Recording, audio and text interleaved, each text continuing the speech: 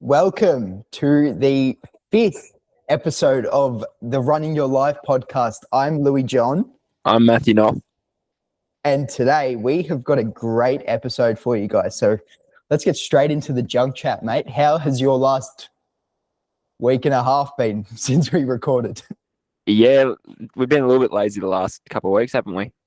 It's been pretty good, mate. Honestly, nothing too exciting for the majority of it. Lots of uni, and then yesterday ran the Great Ocean Road Marathon, which is what I'm using currently as my microphone, just as a bit of an added little aesthetic today. Body's pretty sore this morning, but yeah. How would you say your energy levels are today? Yeah. I was celebrating until like 2 a.m, so pretty depleted. Pretty relaxed though. Good day. Good. Well, I hope you're ready for this pod, mate, because we have a very, very interesting pod today. Yeah. How was your?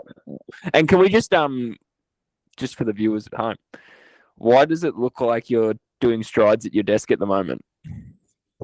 Because that's exactly what I'm doing. I am on my little anti-pludge pad because Louie John is a bit pludge and he needs to get anti-pludge in a month for Euro summer. Yeah. So, yeah, I'm on my little anti-pludge pad. So if you see me rocking from side to side, that's exactly why. I'm walking and I'm talking. Isn't that right? You wait for him to be red-faced and sweaty, bro. Oh, I'm not going to say that. Anyways. Pause. Yeah, I was setting you up for that one. You're gonna look like? Oh, mate, don't say that. The big red.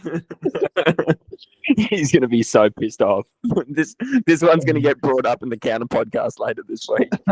Yeah, the Ruining Your Life podcast. Coming out soon. And you're not on it, just letting you know. I'm on it. You're not. I've been invited to co-host. Yeah, so when are you going to fuck off this one then?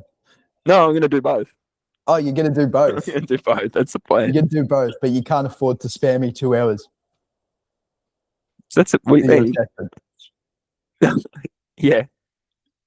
It's like you're asking me to come over or something. I was like, pause. Not today. The body's feeling a bit sore, isn't it? Mine is. Yeah. Anyways. Had a pretty eventful week. Just how was your weekend? Amongst, going soccer, homework, and salsa. It was just, I had a salsa party. It's like at the end of every month. Wow. Well. 5 minutes into the podcast and we've got salsa chat, everyone. Yeah. So compared to the first time that I went, I definitely danced with a lot more people and I felt a lot better when I went because I kind of knew what I was doing. Yeah. To a very basic level still, because there are some people there that have literally been doing classes for multiple years, dancing for like almost a decade now. And you just see some people just know what they're doing and you watch them dance and it's just amazing to watch. But even like when you're dancing, it's such a great feeling. It's just a great vibe. People are there to have fun, to dance with people and to enjoy themselves. And that's exactly what I did for the couple hours that I was there. So yeah, Saturday night was good. I enjoyed it. And then Sunday back at salsa practice to improve. So in the class that I'm doing now, there's 6 terms and I've done 4 of them in 2 months.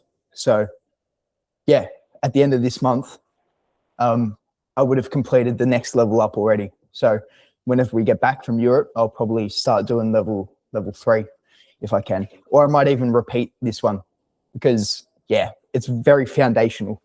Like I said, it's like a level up, but it's still foundational. So it's good to really practice and hone in on the key skills that you need. Yeah. Yeah. So that was my week. How was your marathon? Let's talk a little bit about that because I know you're itching, mate. You're itching. Look, it was good. I was really happy with the result. I wasn't to everyone who I told over the last 2 weeks, I was just going to jog it out. You were right, and I'm a liar. There was no chance in the world I was ever going to jog out a race and do it for just the fun of it. My competitive instincts do not let me do things just for the fun of it.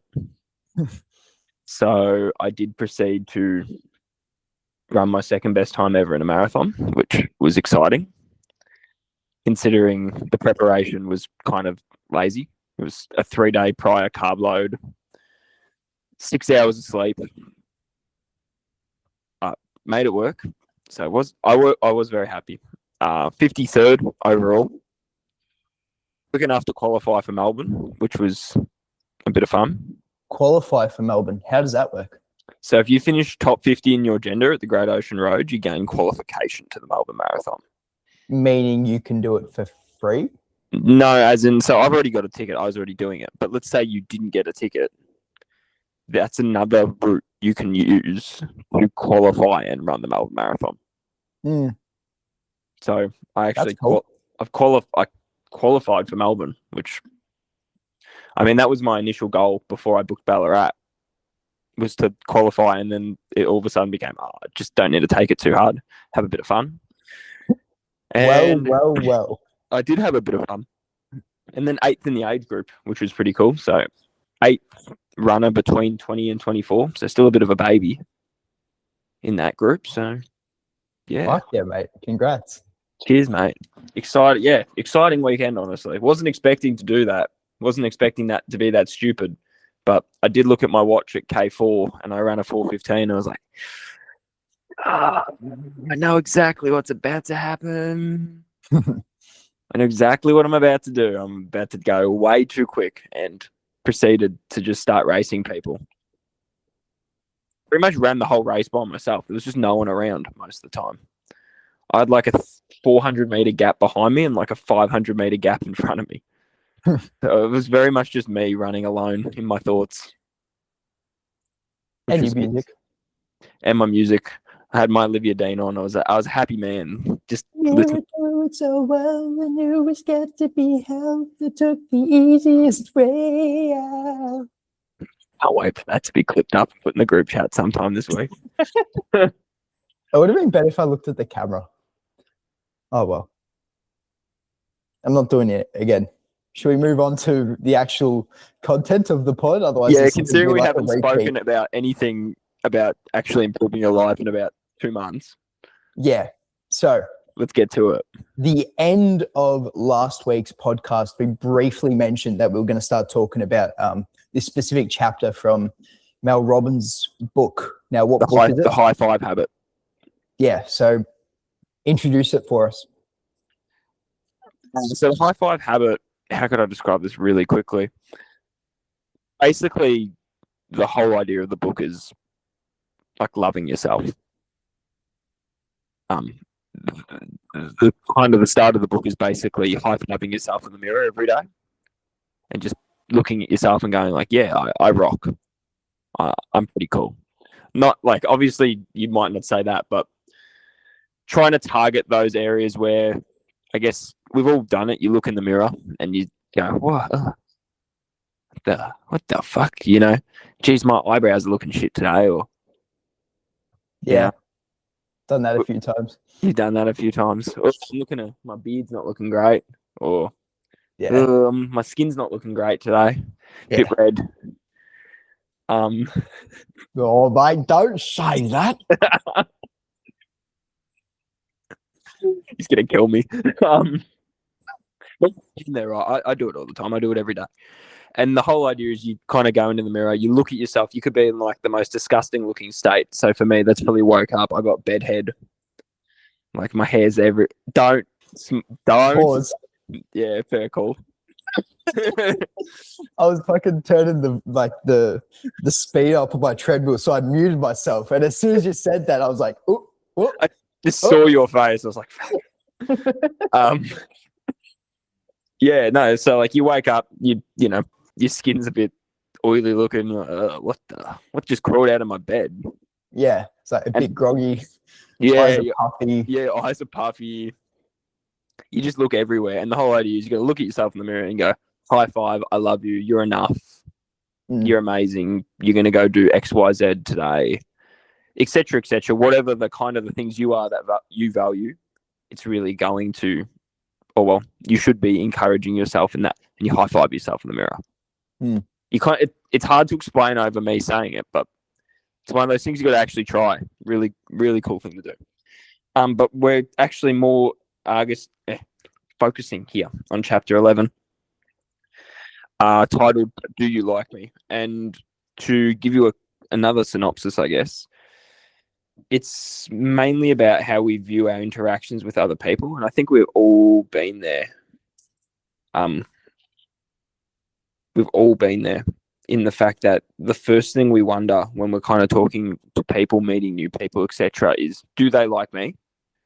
Like, that's all we care. Like, we even put on a facade almost to get people to like us. We're not authentically who we are, which I guess gives us a lot of anxiety. I would argue.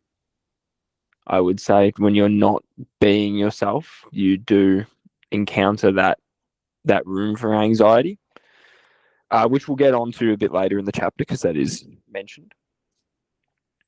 But yeah, I'm just going to read some of the examples here. It's like, if I wear this, will they still like me? You know, or actually, and then in brackets here, or as it was in my dating life, what do I need to do to get you to like me? From Mel Robbins. So again, kind of harping on that point of, we're very preoccupied with the fact, do people like me? How can I get this person to like me when we don't really like ourselves? Or at least what we should be focusing on is, hey, do I like myself? Because if you like yourself, guess what? You're probably going to attract the right people in that vein. So I'm sure, and you have Could I just butt in there? Yeah, go. And this is me looking at you from like an outsider's perspective. I really feel like you've embraced that, especially over the last, like just your whole persona. It's like a way of living. I think a lot of this self-improvement stuff is a way of living. You know, you're gonna have your days where you're like, yeah, journal, meditated, went on a run, went to the gym, ate clean, ate healthy. And then you're gonna have days where it's like you sleep in for 2-3 hours longer than you wanted to, and then you have a nap and you have some KFC or something like that. Yeah, we've all been there. We've all been there. It happens. But overall, we still have that way of living. And me, like looking at you and how your actions, behaviors have evolved within the last year, I definitely say that you've started to embrace that. You know, I love what you've got on your, you know, the cover on your phone. You know, the what's it called? Home screen. Your home screen. Oh, my little imagination wall. Yeah. Well, it's not imagination because for you, most of it is actually reality now. What is it? Which shows that, you know, it's a way of living. All of this stuff that we're trying to do, that we're trying to show, it's a way of living. So, mate, credit to you. Cheers, big dog. You've come a long way. From crash outs to where would you say now? From crash outs to confidence. Ooh. Woo. Woo. That could be the title for today's video. What's so funny about that? From crash outs to confidence, a Gen Z's guide to self-help. Okay, so this marks the last episode of the Running Your Life podcast. The Running Your Life will be available in stores near you probably about 5 years' time because we're fucking useless at doing anything. Chapter 1's going to be ready in a year. Yep. And then we'll do a 5-minute podcast on it. No, 45-minute podcast. 5 minutes of actually talking about the book. 40 minutes of talking Supercoach and Salsa. Yes. My two favorite things. But look, that's you embracing your authentic self. Like, as much as we like to give you shit about you and your salsa. Actually, no, that's a lie. I've never given you shit once. Oh, bullshit. Get a load of this guy. Come on. Yeah, as much as we like to give you shit, like that, you love it. It's authentic to you. So, kudos. Yeah. And you're super coach. So authentic, he wanted to tell everyone about it. Everyone. Absolutely everyone. Absolutely everyone. Absolutely. Even 48 hours into meeting someone. I was speaking to a couple of boys last night, a couple of my mates, and we were saying, it was like the question, do we want to go back to school? Do we miss going to school? Now, for me, the first 12 years going to school were amazing. Year 12 felt like torture. Yeah. So it's like literally 12 years of amazing ruined by 1 year at the end, which makes me not want to go back to school because it's like that chapter is done. It's finished. It's gone, right? But for me, I think a lot of my growth has actually come after school.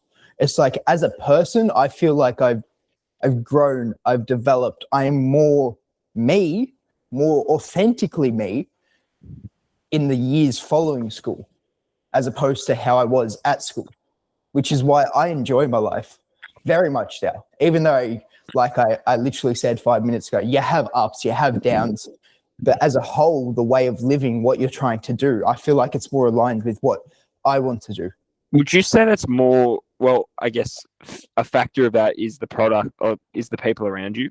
So in high school, you were forced, well, not forced, but sometimes, not at your choice, you had to spend time with people you didn't really like.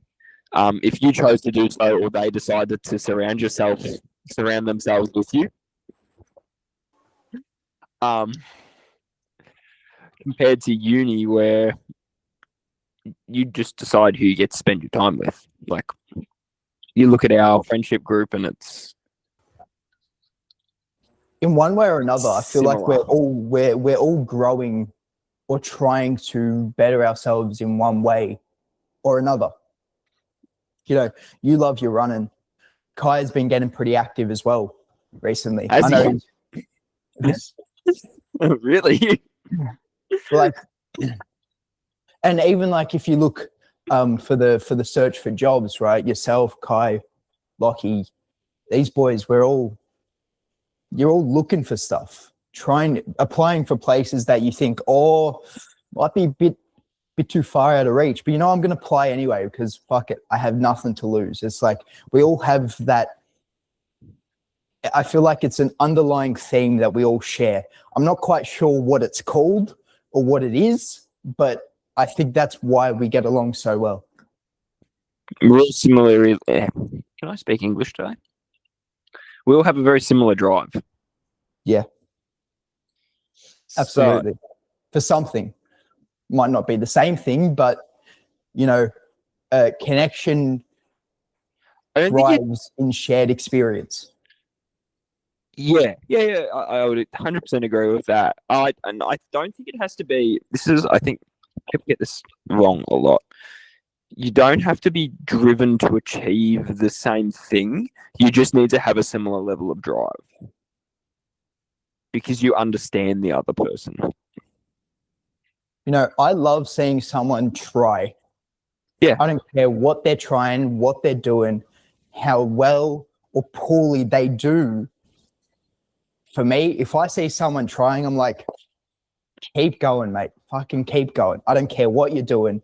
Keep going.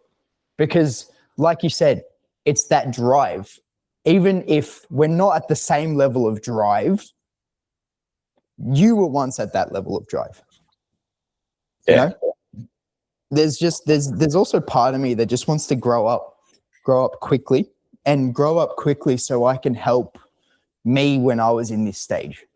And that me when I was in this stage might be someone else. It might be my kids or my next door neighbor's kids or something like that. It's like, but I also know that I'm there now. And the only way for me to get to be in that position is through doing the work now, which is completely up to me. Yeah.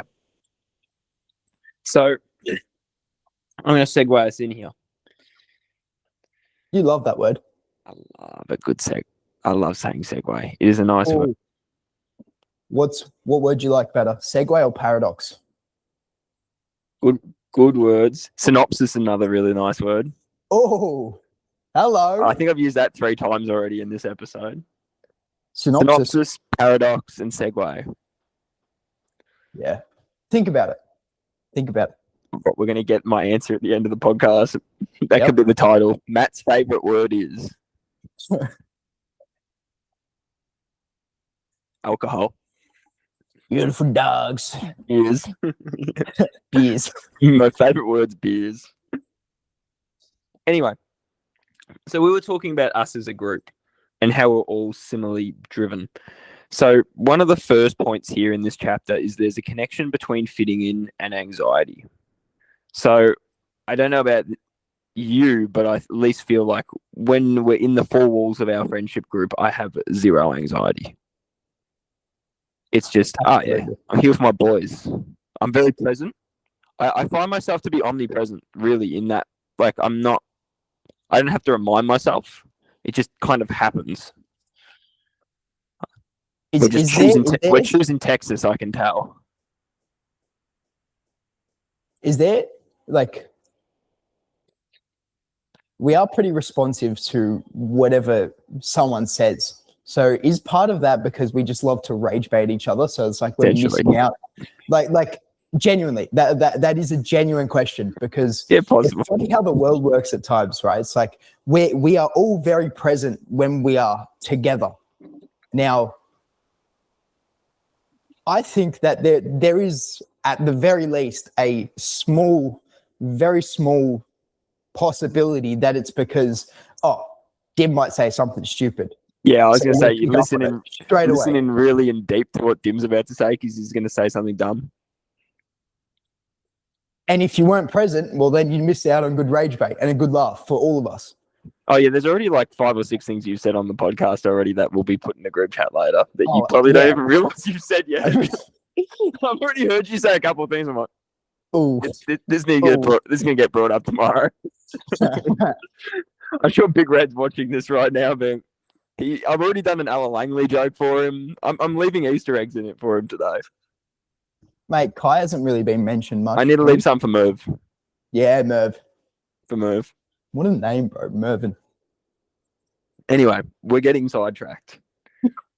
So I would say there's real lack of anxiety, at least around you guys. And I find that a real common theme around a lot of the people I love, where it's just kind of, I'm sitting there, I'm in the moment in a conversation. I'm not thinking about anything else but being here in this moment. Whereas you go into some different social situations where you are a bit more worried about fitting in, which I think is very normal. It's like, that's a very human reaction. It's, at the end of the day, we're pack beings. Like, if you get rejected from the herd, like that's equivocal to death, or at least in our brains, that's equivocal to death. I was literally about to say, I feel like, now I can't confirm this with my own studies or knowledge of, how literally cavemen worked, but I feel like there's that animal part of our brain which thinks, if we're alone, that means, like, if we're rejected from the herd, that means we don't have safety. Tribe? Tribe. It took me a second. We're a tribe. Humans are tribe. Tribal. Tribe. Yeah. Tribe. It took me a second to remember it. If we're rejected from the tribe, then we're going to be alone. If we're going to be alone, then there's an increased likelihood that we're going to die. So it's like our brain just directly makes that connection. And, in this day and age, is it true? I don't think it is. But our brain doesn't really filter out the bullshit. It just goes from A to B to Z in two stops. Yeah. So, continue with what you were going to say. In this part of the book here, it talks about the connection between fitting in and anxiety. So I guess we've all had these moments where we've done something and we're worrying about, should I have said that? Should I have sent that text? Should I have worn this? And this really comes back to the idea of fitting in.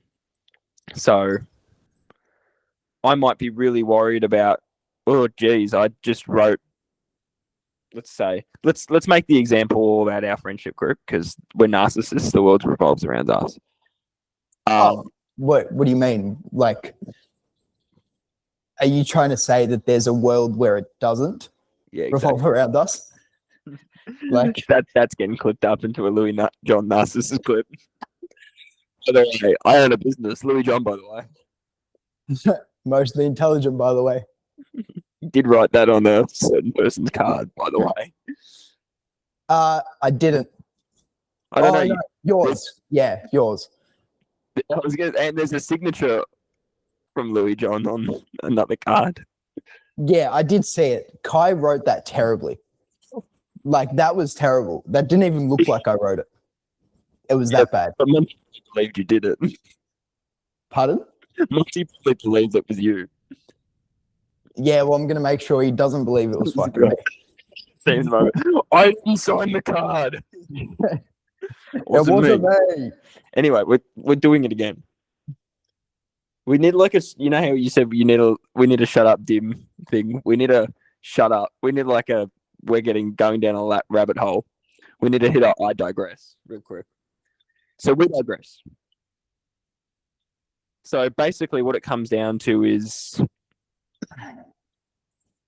that anxiety starts to really rear its head in that social setting when we're not being authentically ourselves. So when you have that real fear of fitting in, that's when, oh my God, I'm feeling anxious because you're not being yourself. You're not anxious when you are being yourself and you feel comfortable being yourself. When you feel you have to fit in, play and act, be a part of a facade, that's when your brain starts getting anxious because it's like, am I doing this right?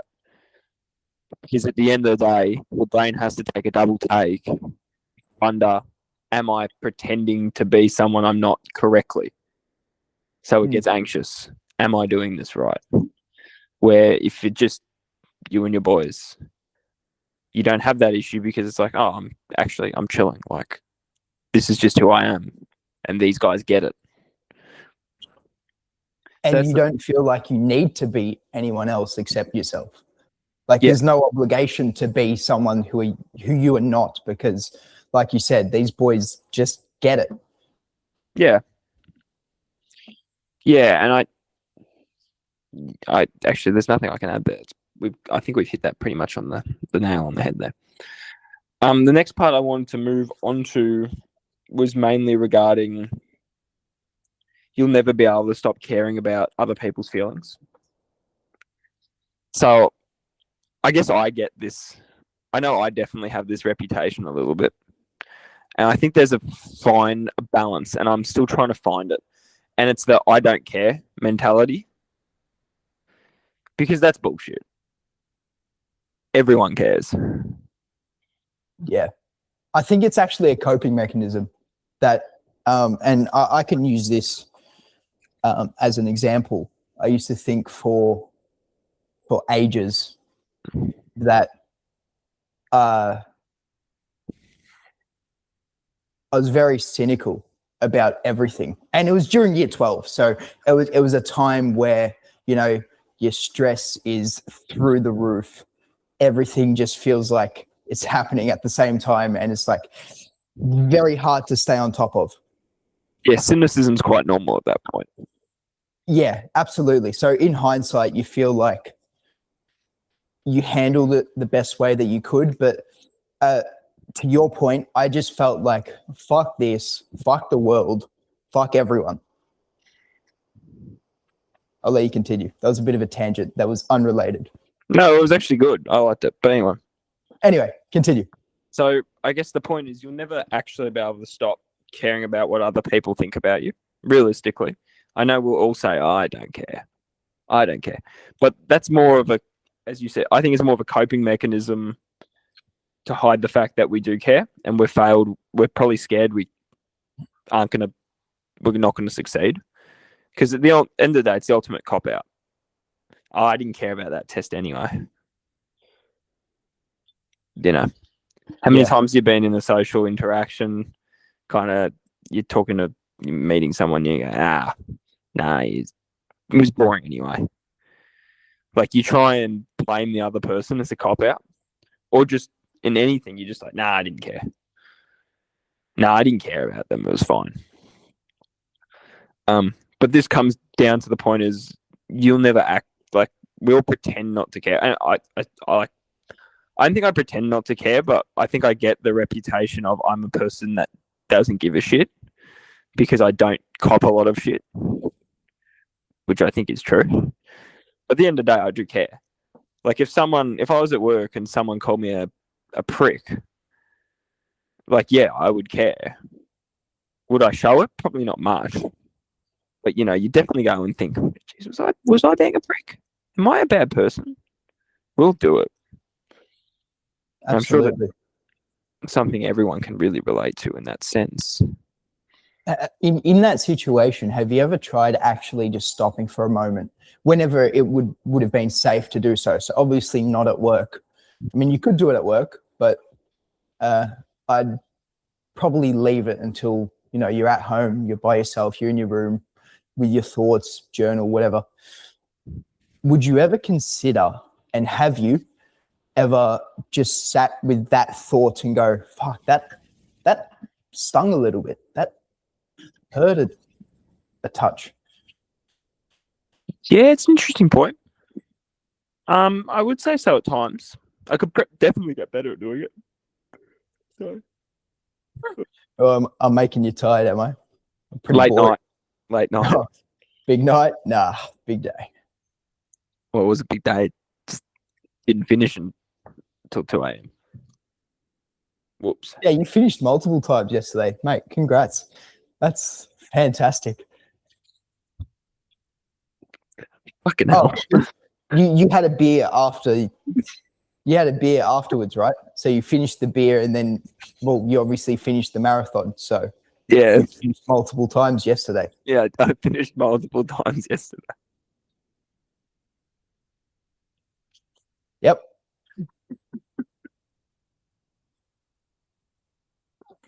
I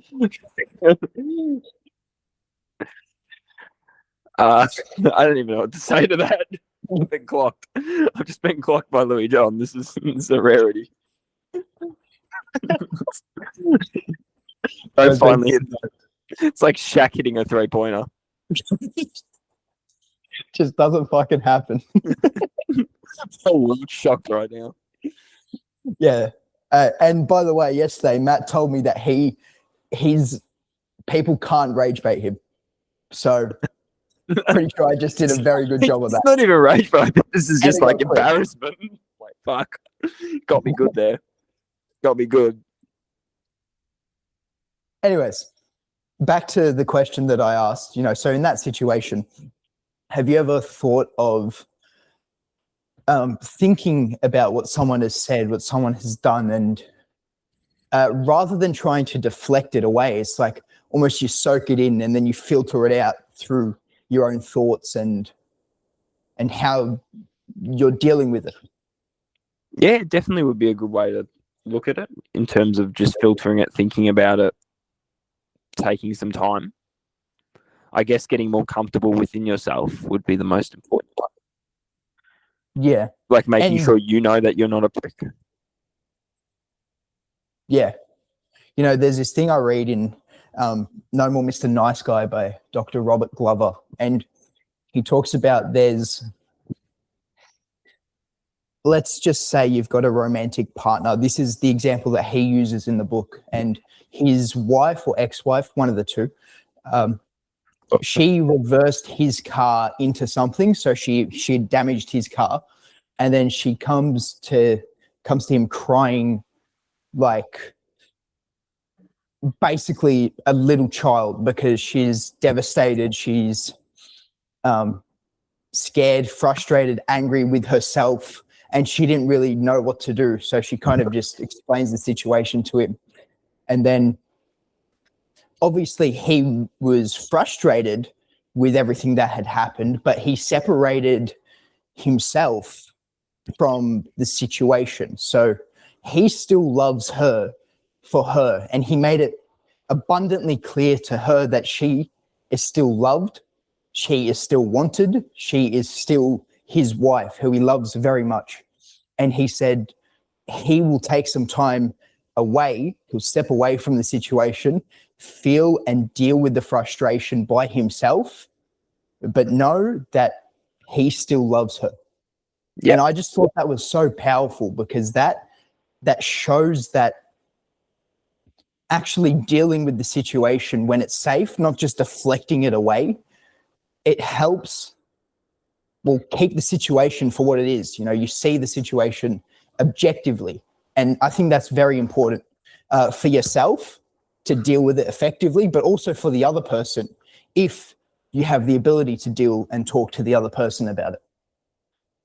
Yeah. Yep. I 100% agree with you on that.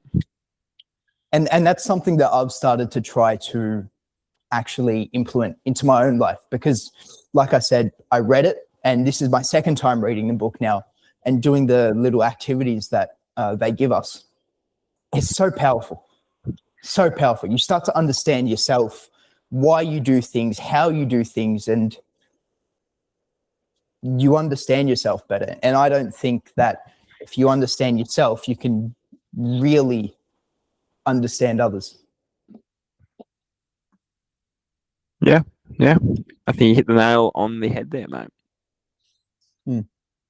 So let's move through to the next part of the chapter, and that is that you're the one judging you. Now, I know I've said this a couple of times today. I'm sure I'll say it a couple of times again, but you could definitely agree with me on this one. We've all been there where we're in a conversation, and I don't know, what's your biggest insecurity, Dim? Or like not, okay, let's not get too deep into it, but like, what's an insecurity? I'm gonna put the I'm gonna stay within like the communication lane, meeting new people, that sort of lane. And we've really already touched on it. It's like, oh, will they like me? Will the person that I'm talking to like me? Will I say something that might make them laugh? Will I it's just an overarching message of, will they like me? That's the easiest way to put it. Okay. Now, this is the next part. That being your insecurity, do you then, let's say you're in that conversation, the whole time you're in that conversation, I'm guessing you're stressed out. Shit, do they like me? Did that joke just land? It definitely plays a part, and it's something that I've tried to quieten, because it's always going to be there, but you know, it's the intensity and the volume of that thought that distracts me from actually being present in the conversation. So yeah, it definitely, I still feel it, you know, and in different circumstances, like for example, you find someone attractive and you're talking to them, you know, I feel like that thought is very much, it's very intensified, as opposed to if it was, you know, with someone that you're comfortable around, that you already know that they enjoy being around you for you, as opposed to someone new who you almost feel like it's a life or death kind of moment. Because if you're meeting someone that you find quite attractive, for one of the first times, first, second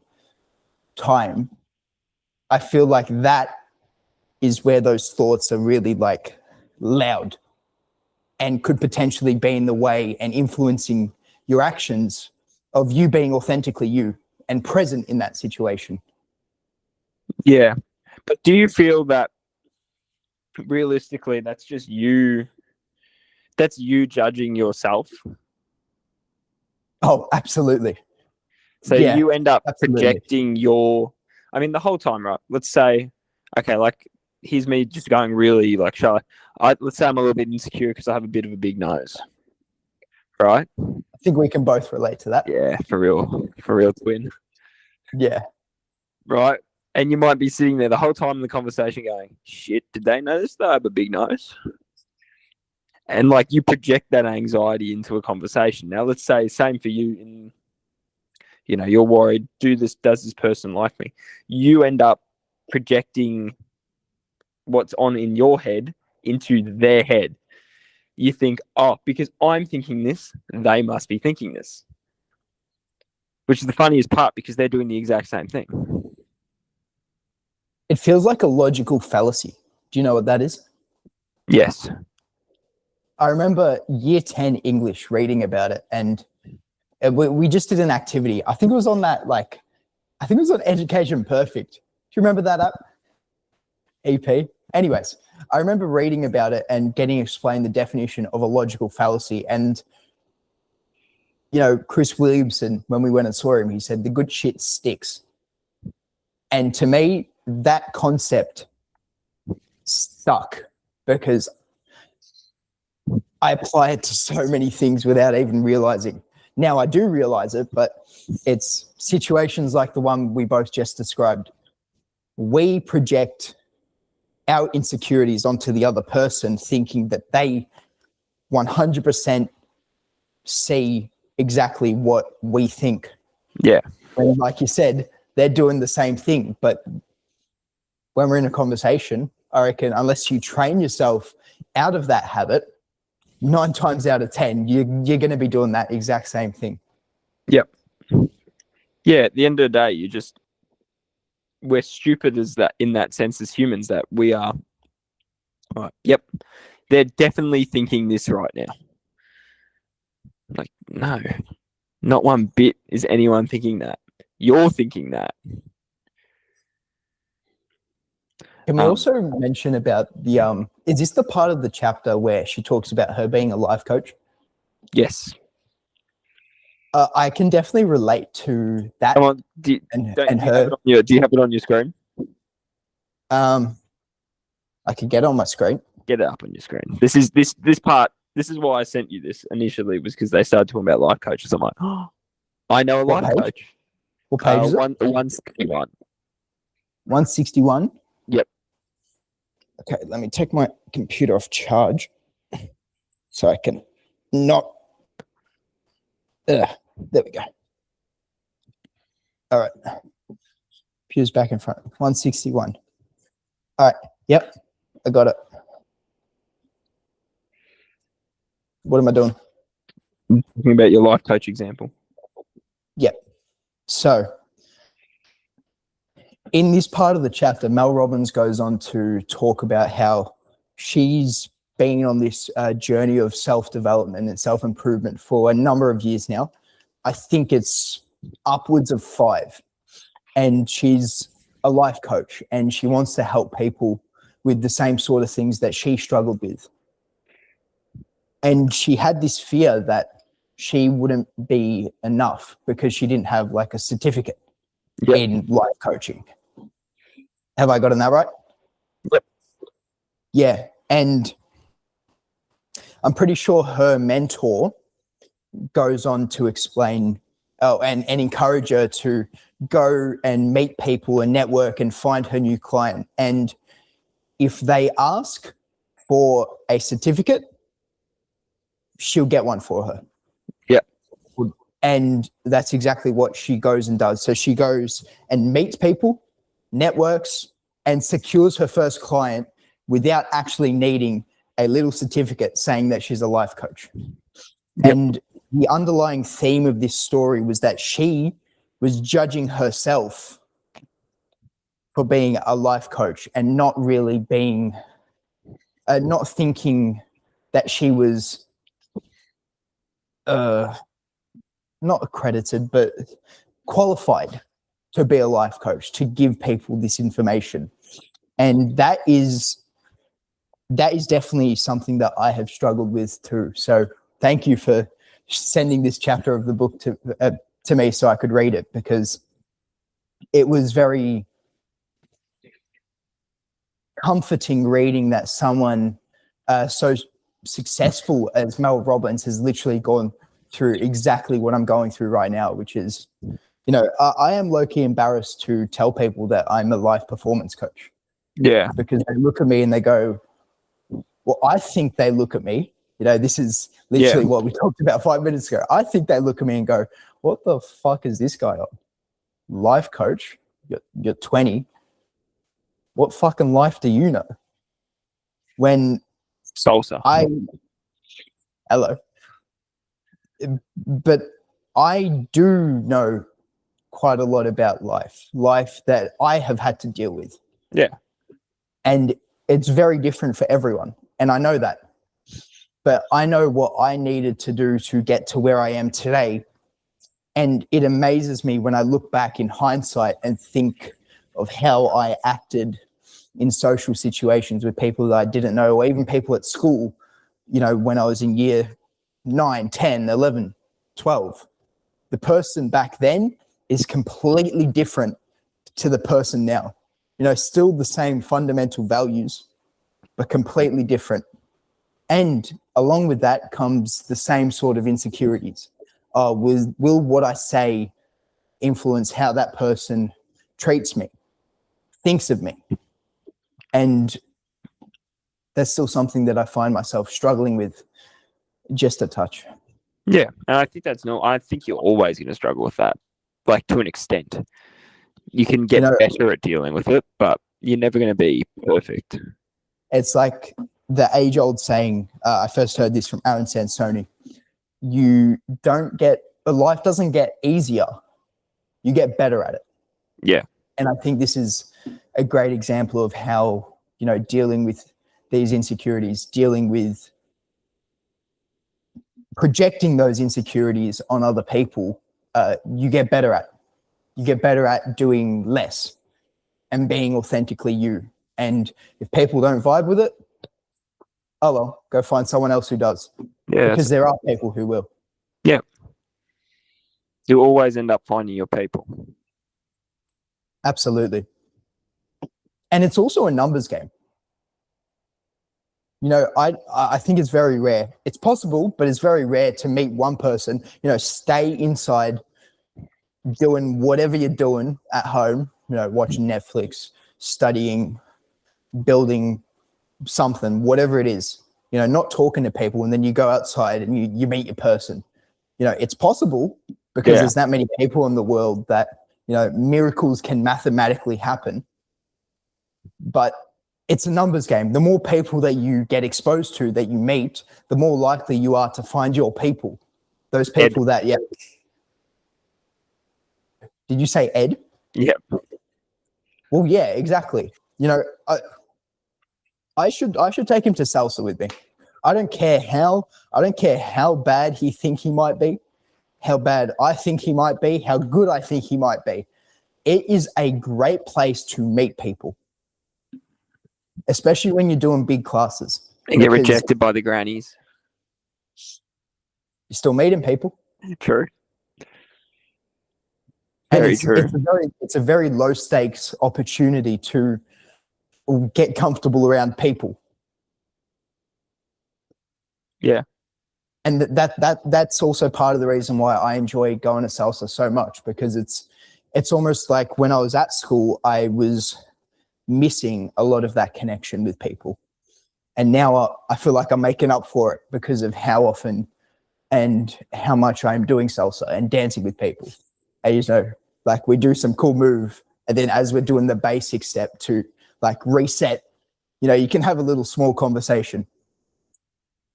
And that's actually something that I want to start doing.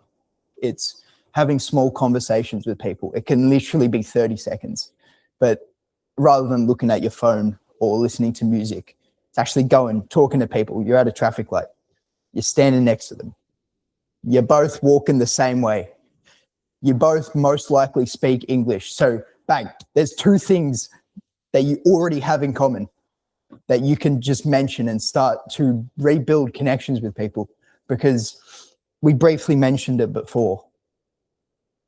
I think people, when they get rejected by the tribe, feel like they're going to die, A, B, Z.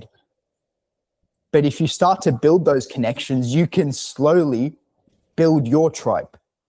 But you can't build your tribe without talking to people. Yep. Yeah, you're spot on. You're spot on. Yeah. Now, so that's that part. That's the chapter.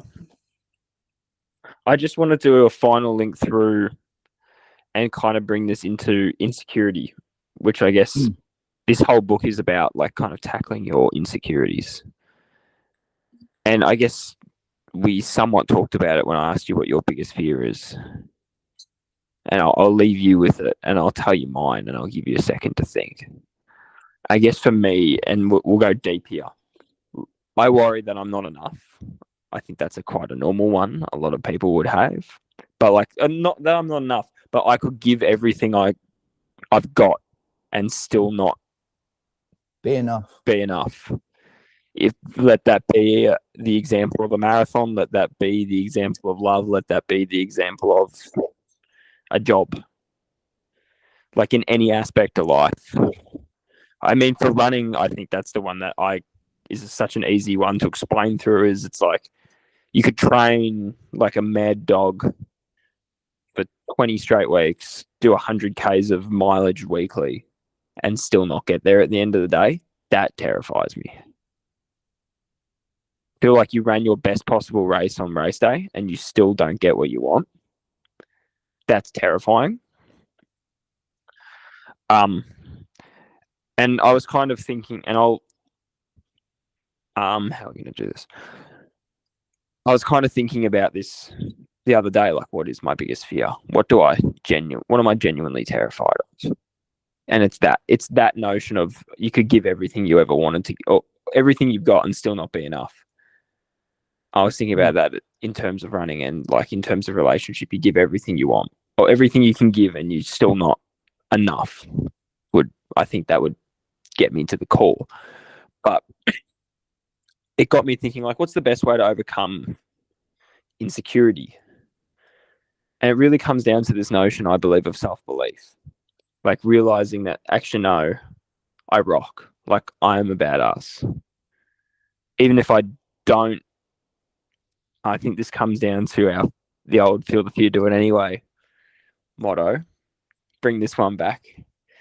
It's not the fact that you're insecure about not being enough. It's the fact that you're insecure that you can't deal with the fact that you're not enough. You can't deal with the emotion.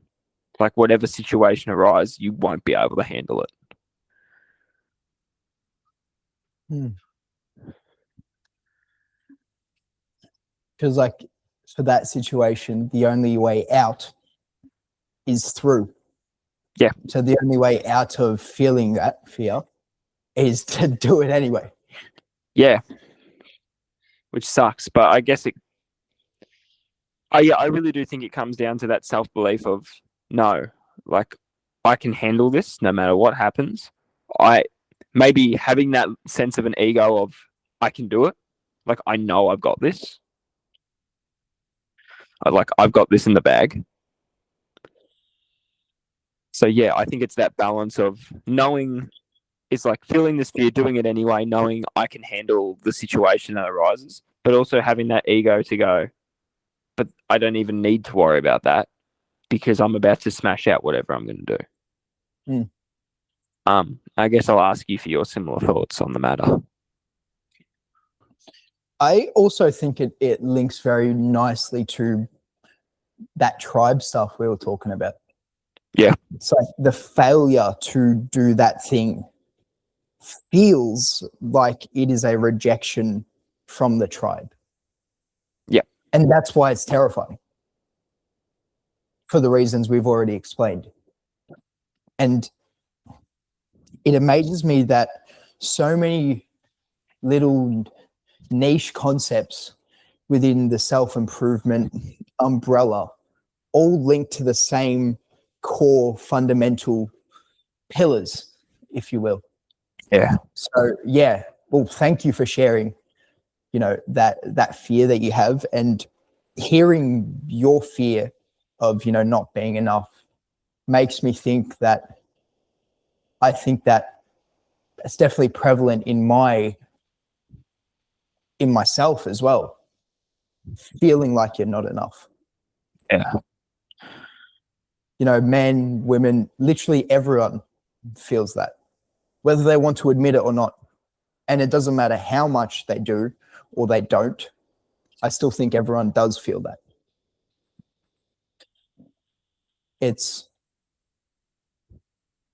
I find it quite interesting too that obviously we're still very, very young and naive, not just because of our age, but because of the length of time that we've been entrepreneurial, if you will. We're still learning. And you look at people like Chris Williamson or Stephen Bartlett and Chris Bumstead, they're at the top talking about their emotions and how they feel. We're at the bottom doing this. And I wonder if those people from the beginning, at the same stage that we were doing the same sort of things that we are currently, trying to understand ourselves, willing to be vulnerable. Because especially as a man, vulnerability, we feel like it doesn't exist. Yeah, it's tough, hey? It's fucking tough, dude. It's not something that we are used to, that I think society, doesn't matter how woke society can get, I still feel like there's an underlying theme of men just shouldn't be, full stop, which Yeah. in public, you know what, even if men are vulnerable in public, or whether they do it in private, I still think it's a great way to filter out and to understand yourself better, which is the goal for me, really. You are the only person that you are definitely going to live with for the rest of your life. Yeah. Like that is a guarantee. There's not many things that can be guaranteed in this world, but that is definitely one of them. So you may as well, understand yourself and be willing to take yourself out for a beer. Because if you don't enjoy your own company, how can you enjoy other people's? Yeah.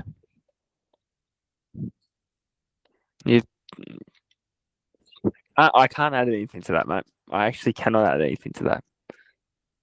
Well, I think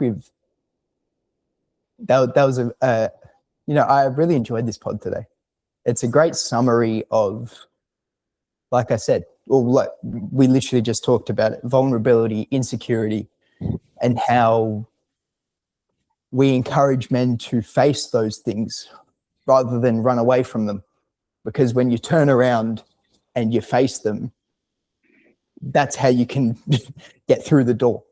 Yeah. It's like you're running away from it and there's a monster chasing you. But when you stop and you turn around and you face the monster, it looks scary at first, it looks really big at first, but it's something that you can get through. And it's a challenge that has been put there by whatever you believe in, even if you don't believe in a higher power, whatever it is, it's a challenge that has been meant for you because, well, if life was easy, I don't think we'd enjoy it as much. We wouldn't enjoy the highs as much as we do. Yeah. The lows make you appreciate the highs. Absolutely. And they're necessary. Very necessary. Is that us done?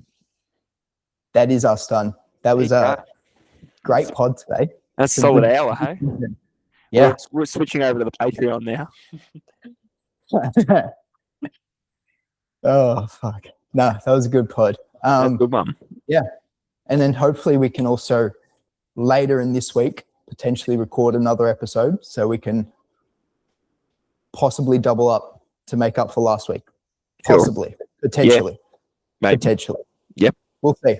Oh, we'll talk off camera about this, but also around uni exams and timetables, we need to figure that out too.